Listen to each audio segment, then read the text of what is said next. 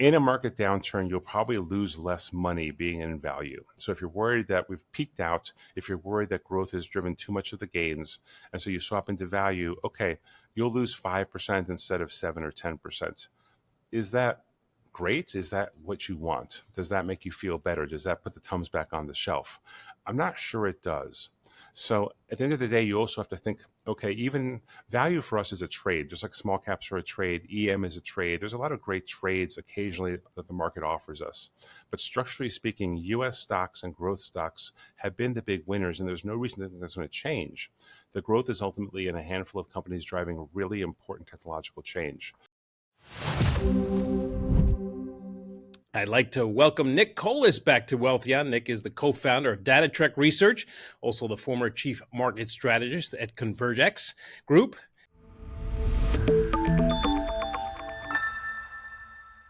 Nick, welcome back to Wealthion. Oh, thanks so much for having me. Now, let's get right into it. I know that a lot of indicators are, economic indicators falling closer to where the Fed would like them. What's your take on the economy right now, and is it slowing? And there's all that talk about recession. Is that coming to fruition, do you think? Well, the economy is absolutely, certainly, without a doubt, slowing.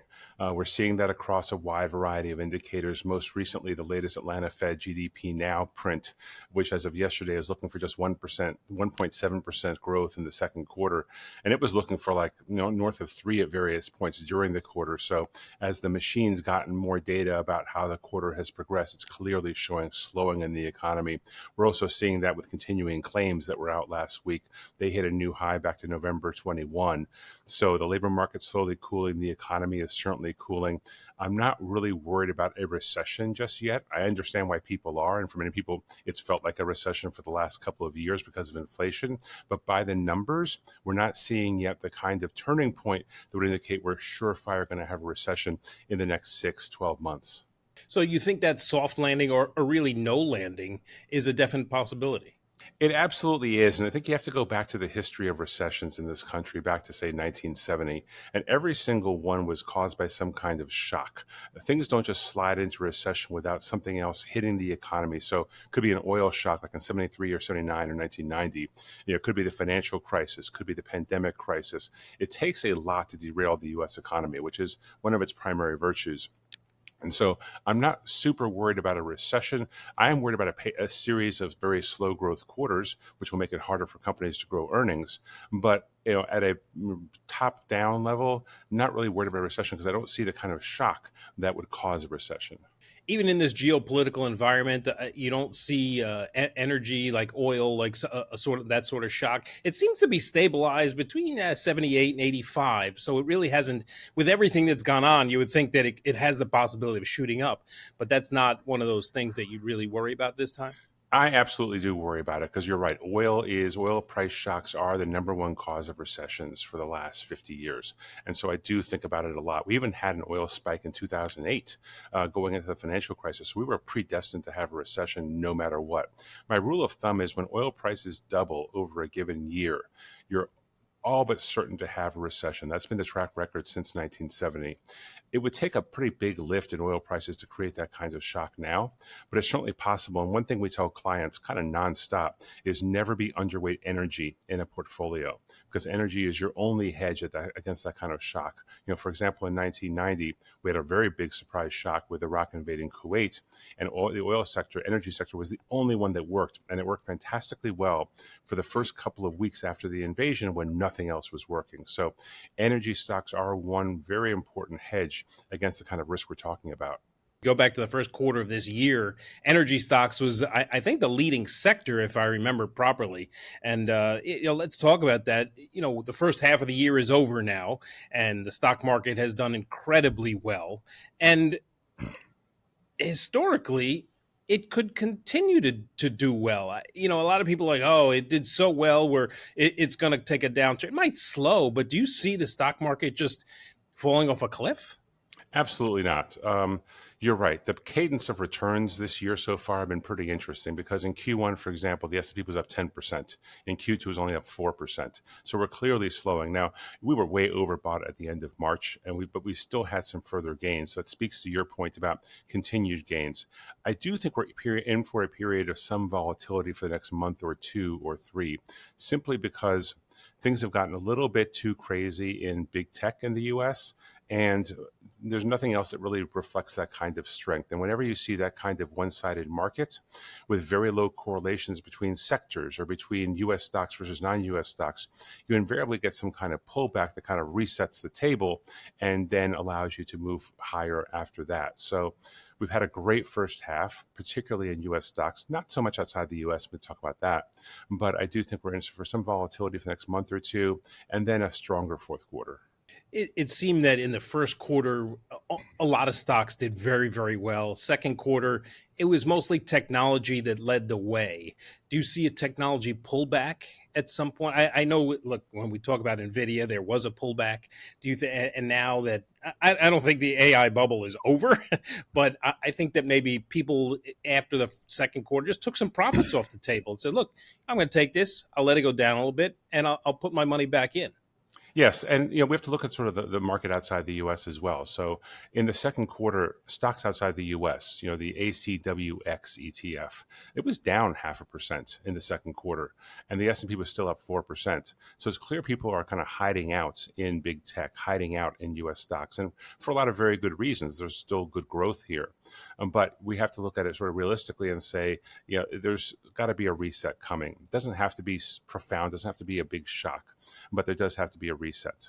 So instead of huge gains, maybe like baby steps of things like NVIDIA, if it just keeps moving up a little bit at a time instead of the $10, $12 a day, we're in good shape. Because that volatility you spoke of earlier, when things shoot up, they're bound to kind of fall off a pretty big chunk as well. Is that historically what happens? Yeah, it doesn't even mean that they have to go down very much, but it means that they have to stop being such a hot boil. So, for example, NVIDIA kind of reached a statistical peak at the beginning of last month, beginning of June, and has been kind of trailing off since. And if history repeats itself, it's probably in for some churn for the next month or two because you get these big gains and the market has to digest them.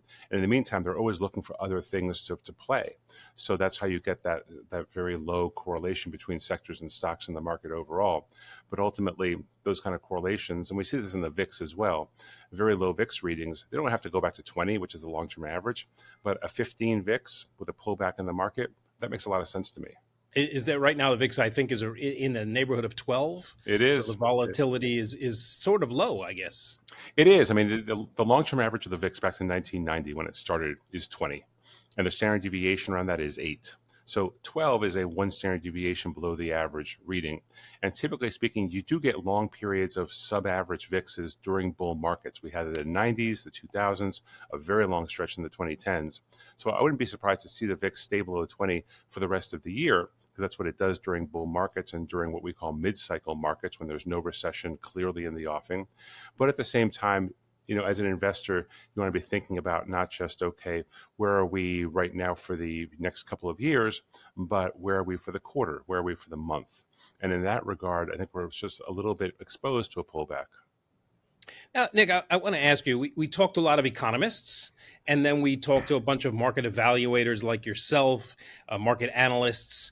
And if you talk to an economist, it's gloom and doom. Recession is coming. Doesn't matter what you do, it's on its way. But when I talk to you as a market analyst, you're like, no, actually things are looking okay. Why is there such a discrepancy in the numbers or in the way people look at the numbers? I think the biggest reason is that the stock market doesn't discount GDP. It discounts corporate earnings. And that's a big difference. So an economist can be pretty cautious on the economy, and I can totally understand why. Things are beginning to creep higher in unemployment, the labor market's weakening, growth is weakening, but corporations manage through those problems. They manage through in order to create higher earnings. That's just what they do. And so the stock market can work reasonably well, even if the recession is slowing and there's a risk of, the economy is slowing, there's a risk of a recession, because corporations are working to tighten the belts, cut costs, and generate earnings growth. And that's what stock markets discount. It's GDP is interesting to the stock market, but it does no effect really on corporate earnings unless there's a big recession. And because of that, the stock market will look at earnings and cash flows and returns on capital and which businesses are doing best and shuffle capital off to those. And if it means, in the case of what we're having now, we have a handful of companies doing extremely well with very high earnings growth, extremely high return on capital, then those groups are going to work and drag the market higher. The stocks you talk about with the high earnings growth, that's a select few, and they're kind of buoying up the indices. Are small caps following suit, or is there a time for them to do better as well? Small caps have been just a heartbreak trade for the year. They're up 1% as of the end of the first half. They had a decent first quarter, up 4.8%. They gave almost all that back in Q2, down 3.6%. And with yesterday's pullback, they're very close to flat. Look, small caps are kind of a unique beast in capital markets, and I think pretty broadly misunderstood. They are often great trades. Coming out of a recession, when high yield spreads decline, when interest rates decline, small caps do really well. They're a great trade for a year or two, but they have some structural problems when you think about how a small cap index is created and maintained, because ultimately the very best stocks, the ones that have grown the best, the ones that have gotten to the top of the market cap heap, they get shuffled off into the Russell 1000 or into the S&P 500, and they leave the Russell 2000 or the S&P 600 small caps. And so you're perennially losing your biggest winners. And if you look at how markets work over long periods of time, there's a great paper about this by a professor named Bessenbinder. And he looked back from 1990 to 2020 across stocks around the world, 64,000 stocks. And he found that only 1 to 2% of all the gains in capital markets for 30 years was created by just 1 to 2% of companies. So those companies, and you know the ones, it was Apple, Amazon, Alphabet, Tencent in China, J&J, ExxonMobil, a handful of companies create all the returns in equity markets over a long period of time. And we're seeing a microcosm of that right now in the large cap space, but the small cap space keeps losing those names. And so it doesn't have as much of a leg up in terms of keeping performance high, because it loses those high performing names that it really should keep for investors to enjoy those gains as they get bigger. It's almost like when you do a really good job, they ask you to do more. The small cap, if it does really well, we're going to move you up to the next level, and leave the other small caps in the dust. It's a very difficult space to be. So the Russell's underperformed the S&P over the last 10 years by, I think, 200 basis points. And this dynamic is a big reason why. Is it time for us to get out of growth, or take some money out of growth stocks and put them into value stocks? Yeah, that is certainly the question of the hour. Growth has had this tremendous run. The problem with growth indexing, and let's take the S&P 500 growth index as an example, is it's super concentrated now. That index is 60% weighted to the top 10 names, and we all know who they are. And that's an unhealthy level of concentration. So what we've been telling clients is, if you're in S&P growth, consider swapping into just the S&P 500, because at least you get some more diversification there. I wouldn't abandon growth entirely, and I would look at value very carefully, but just realize that the growth trade has gotten super concentrated at the upper end of the market cap range, and you now do have a lot of single stock exposure in indices like the S&P 500 growth. We got a lot of questions about volatility and people that don't have the stomach for it. Is it safer to just go into the value stocks now because you're worried that, look, the run was so high or so rapid and did so well? If I'm going to want to stop taking my Tums, what do I do? Yeah, it's another great question and a great point. And I would put it this way. In a market downturn, you'll probably lose less money being in value. So if you're worried that we've peaked out, if you're worried that growth has driven too much of the gains, and so you swap into value, okay, you'll lose 5% instead of 7 or 10%. Is that great? Is that what you want? Does that make you feel better? Does that put the Tums back on the shelf? I'm not sure it does. So at the end of the day, you also have to think, okay, even value for us is a trade, just like small caps are a trade, EM is a trade. There's a lot of great trades occasionally that the market offers us. But structurally speaking, U.S. stocks and growth stocks have been the big winners, and there's no reason to think that's going to change. The growth is ultimately in a handful of companies driving a really important technological change. So yeah, you can swap into value, but then are you going to have the stomach to swap back into growth or swap back into the S&P 500 when that move is over? And that makes us that sort of creates two issues you have to resolve as an investor versus just sticking with whatever happens with volatility, knowing that over the long term you're in the right space. What do you say to someone, Nick, who says, you know what, I'm going to time the market, or I'll never time the market? When is the right time to do this switch? It is a very difficult question to answer because comes down to a very personal set of choices about how much risk do you feel comfortable taking, and how much why are you doing what you're doing. It's very important as an investor to have a general outlook for what you see happening in the economy and in the stock markets and in macro conditions and politics, and kind of put that all together into a worldview that says, I want to be long these kinds of assets for these reasons. And then you kind of have to stick with them. The worst thing investors do is let their emotions get the better of them, and will sell at the bottom and buy at the top. And in order to avoid that, you've got to have a game plan. And for DataTrek, and the way we express it to our clients, is our game plan is to be structurally overweight growth and U.S. large caps against basically everything else in the equity investment universe. And we know there's going to be some volatility along the way, but that historically generates the best returns. It focuses on the handful of companies that are going to win, which is what the long-term record says you should do. And if you have to eat some volatility along the way, that's the price of those returns. We try to help investors pick points where volatility might increase, like we talked about at the top of this call. The next couple of months do look choppier for us. But at the same time, either you lighten up or you just accept the volatility is coming, and half of the game is being prepared. If you think the volatility comes, and it does, you're prepared. It hurts a little bit less when you see those drawdowns. When you say it looks a little choppier than it was, what are the economic indicators you're looking at that dictate, you know what, maybe the third quarter will be, I know that the summer months are in there and things tend to be a little bit slower in the summer months. What are the economic indicators you're looking at to say, yeah, maybe it's not as rosy as it was, but it's still not going to be bad? They're not so much economic indicators, although we talked about how the economy is slowing, but not yet in a recession, not yet shrinking. And so we want to make sure that we're not at an economic tipping point, and nothing in the data says that we are. We're seeing still very modest initial claims every week. We are seeing some uptick in continuing claims, which tells us, okay, demand for labor is slowing a little bit. We understand the Fed is very focused on not just inflation, but also on job growth, and sees the labor market slowing.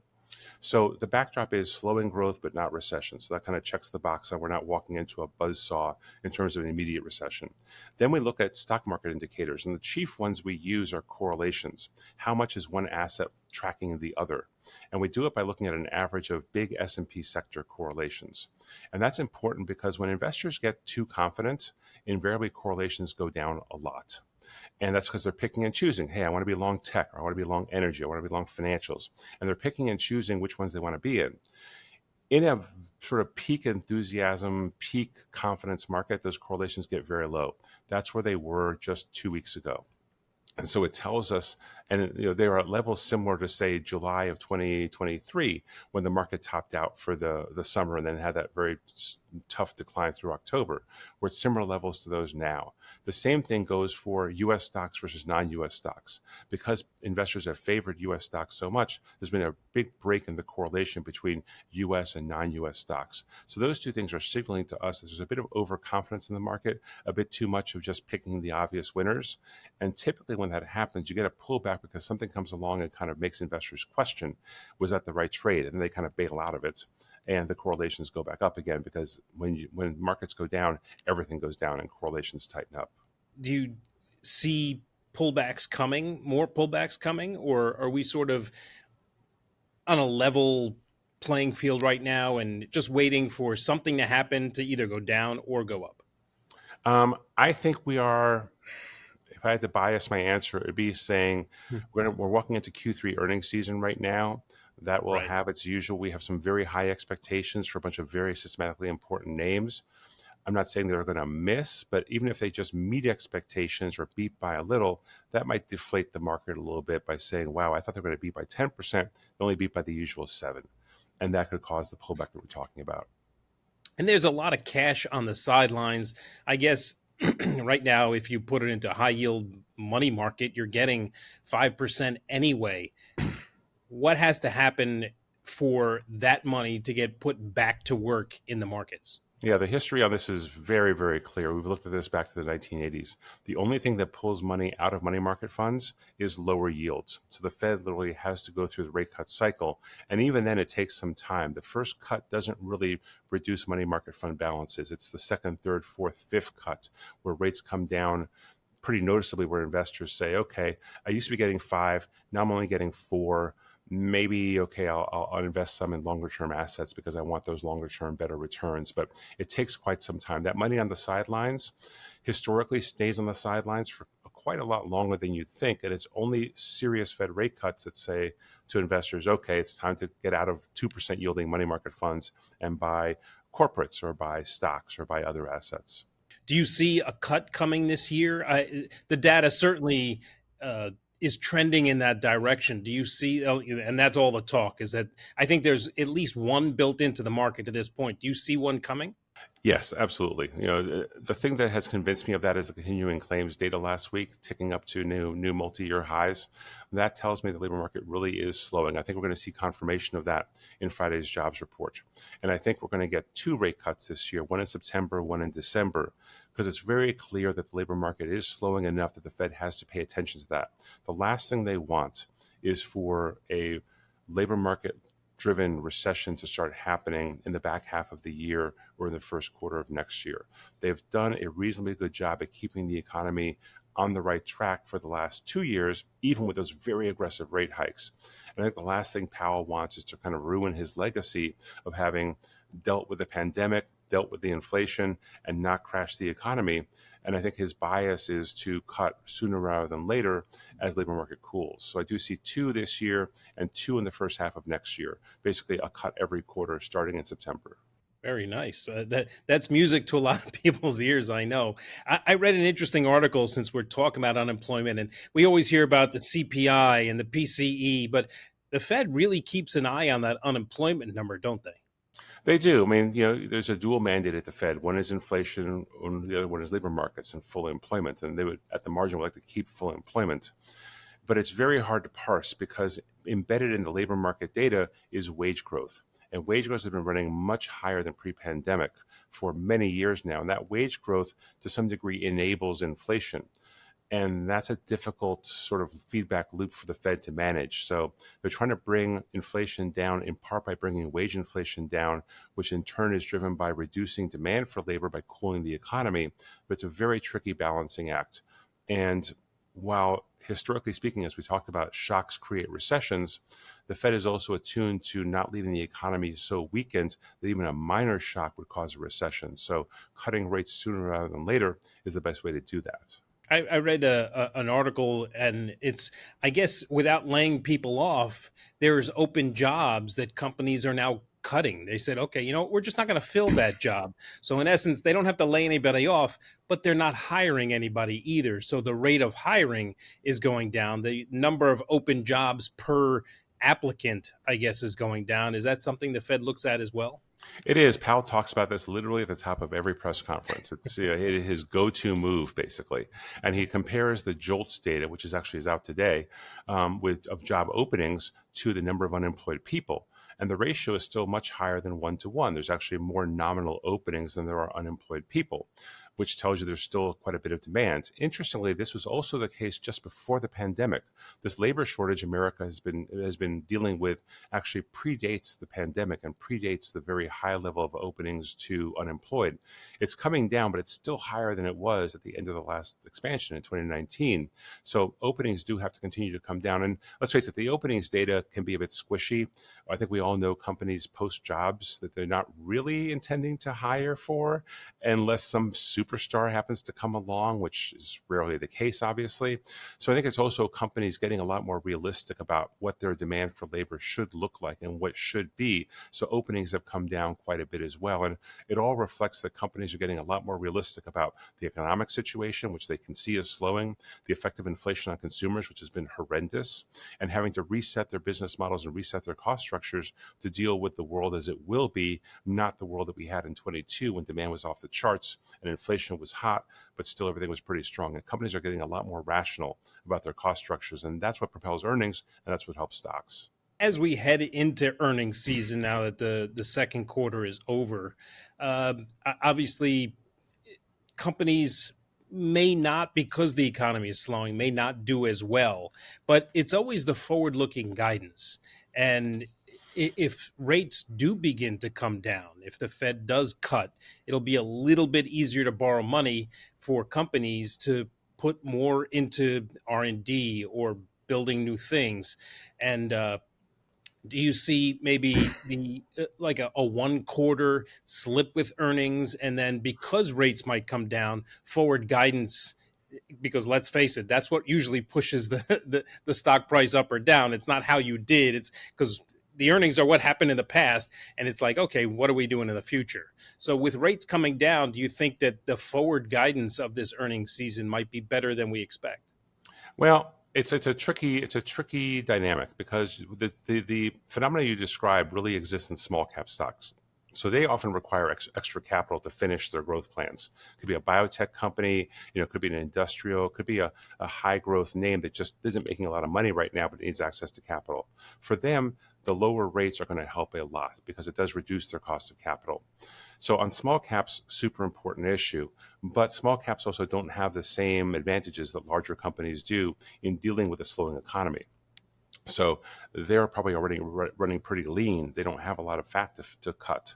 So they're going to see an earnings hit. So if a smaller company is worried about the economy, they probably do guide down because they're looking at their cost structure and saying, we don't have a whole lot to cut. Now, larger companies have the economies of scale to deal with the slowing economy better. So for them, they might say, look, there's no reason to cut our guidance or sound cautious on the second half of the year. We're doing the right things. We have a lot of advantages. If we need to cut some headcount modestly, we'll do that. If we have to cut some outside spending, we'll do that. But they have a lot more in the cost structure they can potentially trim in order to make those earnings expectations. And the point you raise is super important, by the way, because S&P 500 earnings are expected to go up every quarter for the rest of the year by anywhere from 3 to 5%. The usual growth rate sequentially is more like 2. So stock market analysts are looking for some very heavy growth numbers and kind of all-time record earnings by the back half of this year in order to, and they want companies to confirm those. And companies are kind of over a barrel where they have to meet analyst numbers. And so they don't want to guide down. So the obvious offset is we got to cut costs. So I think you're going to hear a lot about cost cutting and margin management on Q2 calls. And that's how we get to the earnings numbers analysts expect. And that's what justifies the S&P at a record high level. But the Russell obviously not, because the smaller companies don't have the same advantages. Are we looking at big tech still, or are there other sectors that people are thinking, oh, second quarter is going to be really good for this sector? Well, I'll tell you, like, for example, let's say take the industrials, which, had a pretty good first quarter and not so good a second quarter. And that's one space where expectations are extremely low. Analysts are looking for basically flat revenues, flat earnings. Large cap industrials are an interesting space because that group worked really well and then didn't.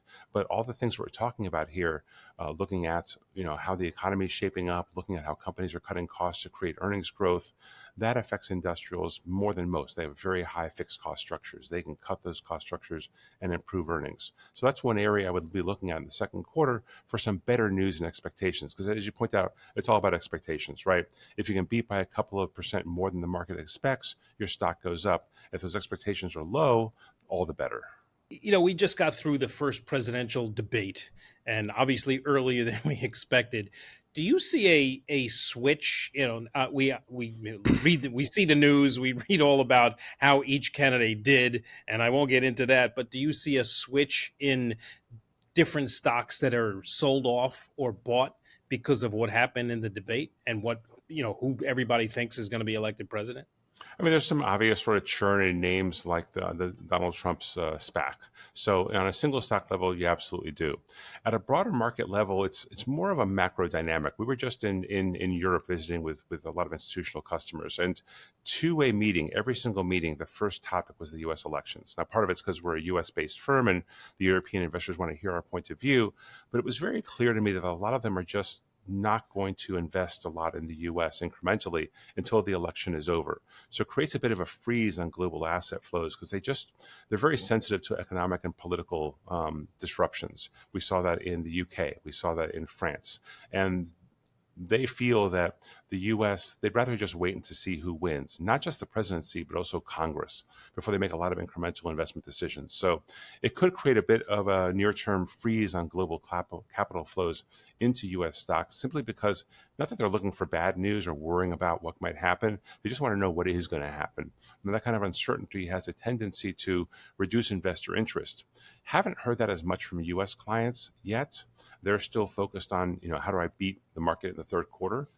But it definitely, from a global perspective, I see that happening. It's a bit of an interesting dynamic where, again, they're not worried about one candidate winning over the other. They just want to know who's going to be in charge.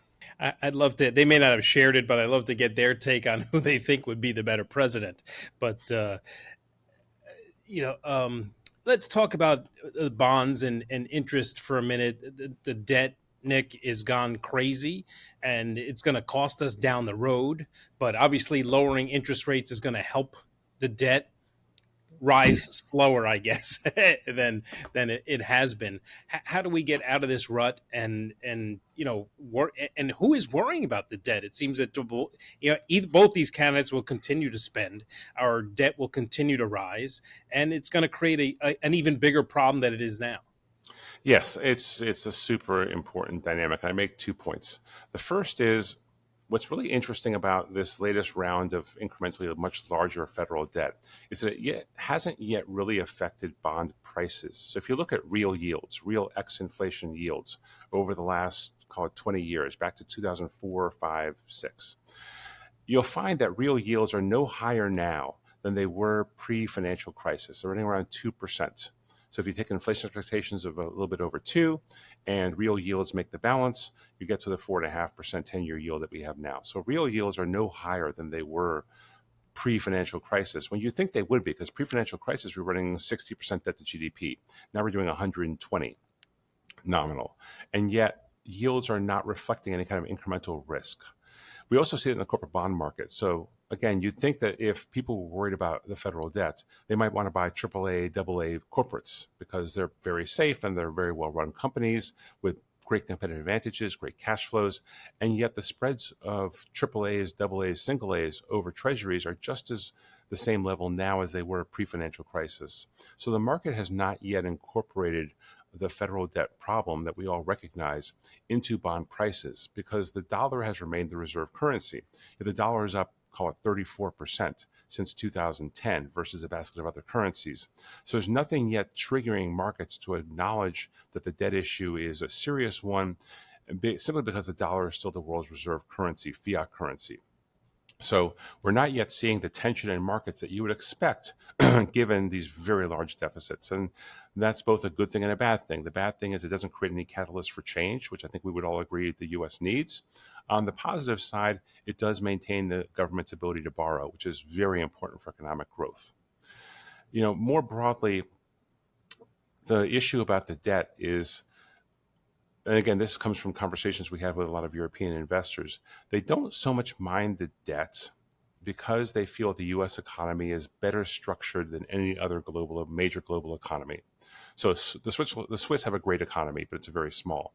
The U.S. has a very strong economy with a lot of innovation and a lot of growth and a lot of systematically important companies, and they see that as kind of the offset to higher federal debt levels. So yes, they would also like the debt to be lower. They think it's kind of unwise to issue so much debt. But they recognize that the money goes into the U.S. economy, which is still the best structured economy in the world, both in terms of its labor force flexibility and in terms of innovation. So we end up with a situation where, the debt is crazy, but at least it's going into the U.S. economy, which is by and large a better structured economy, both for the current and for the future, than anything else in the world. And the issue with capital is it has to go somewhere. And so capital chooses destination, and it's still choosing the U.S. even with the debt, even in spite of the debt, because the other dynamics in the economy are so good. I was reading this morning that the yield curve has been inverted for quite some time, but is now sort of trending in the right direction. Is this what you're seeing? Yes, I was actually just looking at that yesterday, potentially write about it this week for our clients. You're right. It has been really, really stagnantly negative for several years now, and we'll understand why and what that means. I don't know that the yield curve is going to uninvert, say, this year, because we're going to need, not just a couple of rate cuts, but the virtual certainty of further rate cuts in order to bring the short end of the curve down.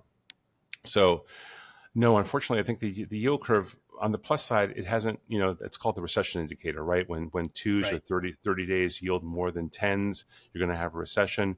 That hasn't happened yet. And the signal basically is kind of broken right now. So on the good side, it hasn't created the kind of uncertainty and the kind of contraction that it usually does. On the negative side, I think we're going to be lingering with this inverted yield curve for a while longer. One of my last questions, Nick, is AI still the craze? Is it still, it seems that people are wondering, has it been knocked off its pedestal? Is it still the craze? Is it still something that we're getting into? It is. It absolutely is. And I'd say, my biggest sort of top-down view of the world is that the stock market right now looks very much like a combination of the 1980s and the 1990s. In the 1980s, from 84 to 86, the Fed finally decided its fight with inflation from the early 80s was over, and it cut Fed funds from 11 to 6% between 84 and mid-86. And we're getting the same kind of dynamic now. And that created a very strong run in the S&P. The S&P doubled in 2.5 years through June of 1987. So you had a very strong run just on Fed rate cuts. The other part of the story in today's market is the late 1990s, with that massive run in Internet 1.0 .com stocks. And we're getting the same kind of dynamic with the AI stocks now. So it's not just the AI craze, which I think resembles the .com bubble in its earlier phases very strongly, but it's also the Fed rate cuts. I mean, you can put those two together. The intersection of that Venn diagram is the current market. And those are two very powerful forces. The difference between now and the 1990s, and I lived through that age and was at SAC Capital with Steve Cohen when that was hitting its peak. And the difference now is you have a handful of companies because generative AI requires a ton of capital to implement. So you can't just start a website, get $10 million, and go public in a year at $200 million. You need a couple $100 billion to build a good Gen AI model. And that limits it to a handful of companies. So we're getting all the concentrated energy of a .com style boom, but just in a handful of companies. And we all know the ones they are. So that macro backdrop is very good for equities, very good for the next couple of years, but at the same time, it's going to feel very awkward, very scary because it's not a couple of hundred companies going public that we can all pick and trade and choose. It's going to be a handful of companies that are the big winners, and they're probably, most of them already public. Are there a lot of tentacles to this, companies that are going to feed off of the AI craze and do well? Because are there some small cap stocks that have technology that AI is going to need? And are there a lot of different avenues to AI that will help a lot of different companies? There should be, but there really, unfortunately, are not just yet. So, for example, SMCI, huge winner from Gen AI over the last 12 months. Really one of the more dramatic stories in markets, aside from the big tech names. Not many people know about it, but it's been fantastic. Unfortunately, it just left the Russell last week in the rebalance. So we just lost, one of the few great Gen AI plays out of the Russell 2000. It's now the Russell 1000, which is where it should be based on market cap. But again, this is the dynamic that we're talking about at the top of this conversation, where small cap stocks just don't hold on to those kind of big winners. Now, will there be another one? Perhaps, but invariably it'll graduate out in the next year. Oh, Nick, thanks so much for joining us. This was fabulous. I think a lot of great information as always. Where can we find you, either on social media or read your newsletter? Just go to DataTrekResearch.com, and there's a little box at the top of the website where you can sign up for a 2-week free trial. Excellent. Nick, thanks so much. We really appreciate you coming on, and it's always a pleasure to have you. Thank you. Thank you so much. That's a wrap on another discussion here on Wealthion. Thank you for joining us. If you need help being financially resilient, please head over to Wealthion.com. Sign up for a free, no-obligation portfolio review with one of our registered investment advisors. And remember, please, to follow us on social media for the latest news and information to help you invest wisely. If you could like and subscribe to the channel, we'd greatly appreciate it. Don't forget to hit the notification bell so you can find out when we post new videos to the channel. Thanks again for watching. Until next time, stay informed, be empowered, and may your investments flourish. And if you like this content, please watch this video next.